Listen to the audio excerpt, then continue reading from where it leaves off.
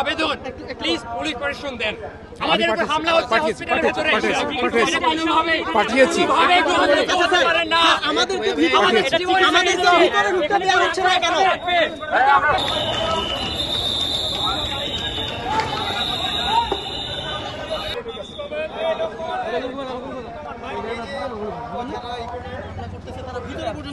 এখন গার্ডিয়ান চিল্লায় চিল্লায় বলতেছে আমাদের ছেলেকে মারছে, আমরা চিকিৎসা করাইতে আসছি, এখানে পর্যন্ত আমরা সুযোগ নাই।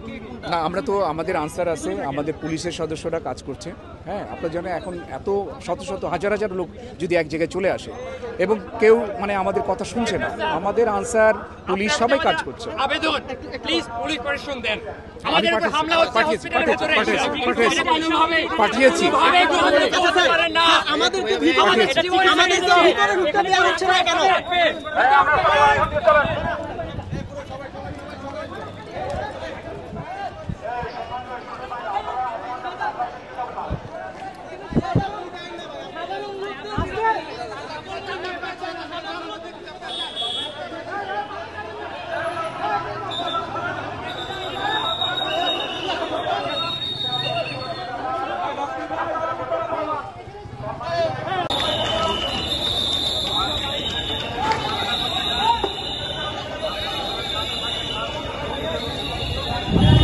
ঢাকা মেডিকেলের ভিতরেও